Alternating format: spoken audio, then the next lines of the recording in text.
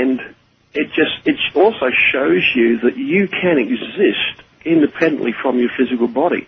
And you will find, with some experience, you start losing your fear of death and of what lies beyond the grave. I suppose, because you've already been there. I suppose that would probably be true if you really are beginning to get a grasp or an understanding of what lies beyond, and that definitely something does. Yes, yeah. It also saves a lot of money on airfares. If what you do is really possible, then it should be provable.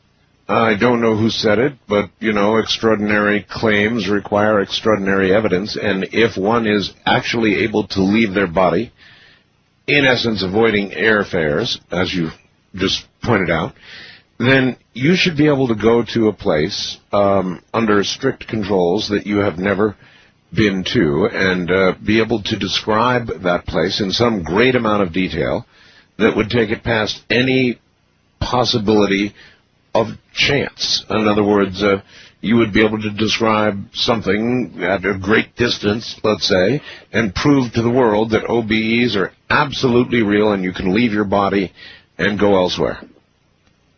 Yes, you would think that. I get asked to do that several times a day. Oh, really? I don't get as much email as you, but I get 100 a day. And, it's not as easy as you would think. I'm actually planning to run some experiments later this year to prove the validity of real-time OBE under some controlled circumstances. Really? Now, here the problem is, most people only have like a minute or two after they do a wake-induced OBE into the real-time zone, which is the area of the astral which is very close to the physical dimension. It's like a reflection of physical reality as it happens. Most people, that reality starts to erode. It's a very fluid, subjective environment. Now, so after most people get out, a minute or two later, the doors are in the wrong places and they leave their lounge room and they find they're in a park somewhere, and everything gets very confusing. It's what I call the Alice in Wonderland effect. But with training, and if you have enough energy, you can increase that time, the objective part of the OBE, to 10, 15, even 20 minutes. It's very difficult to go beyond that. But you could do some tests. I would have to set them up myself, because I know a lot of people have done tests on this in sleep labs. I think even Robert Monroe took part in a set of experiments on this in a sleep lab. That's correct, yes. Yes, where he was, he had some success, and they had a young girl there, a 12-year-old, who had like 10 times out of 10, 100% success. She would project, she's rigged up to monitors and meters, and she would project out and go through the door into the room opposite and read the numbers on the meters, and she got it 10 times out of 10. Yes, I was honored to be able to interview Robert Monroe before he passed, and boy, he was doing some very important work, wasn't he? Yes, he was. He contributed enormously to the our knowledge on these things. But say that's sort of proof to other scientists. They want to do it themselves, so you have to continually prove these things, and there do need to be more experiments on this. But in my way of thinking, the biggest problem a person has trying to validate real-time out-of-body experience is that as soon as you pass your projected double for a solid object, you open yourself up to reality fluctuations. Passing through a wall, for example, have you ever seen Ghost, the movie Ghost, where Patrick Swayze moves through that person in the hospital?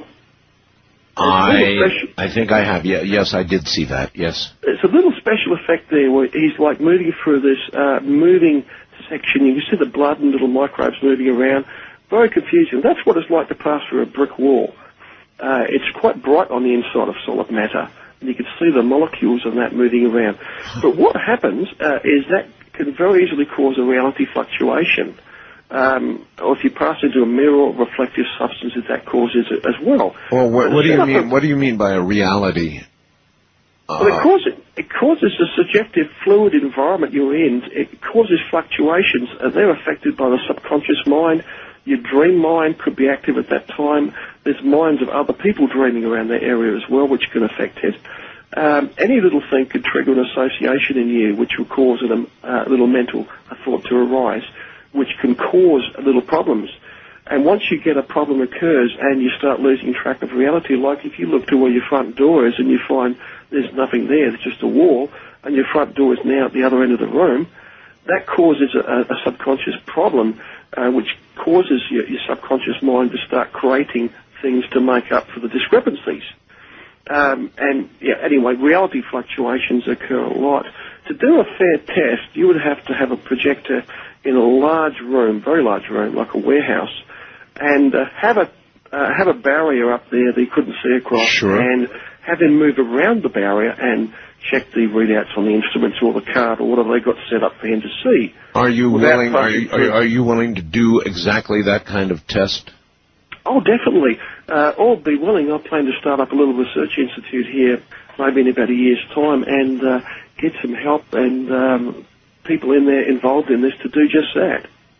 All right. Probably about the end of this year. Okay. I want to ask you about mirrors, too. There's something special about mirrors. So we'll ask that, and we'll go to the phones when we get back.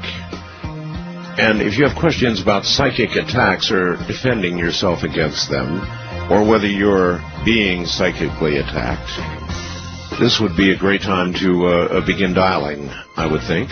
I'm Art Bell. This is Coast to Coast AM.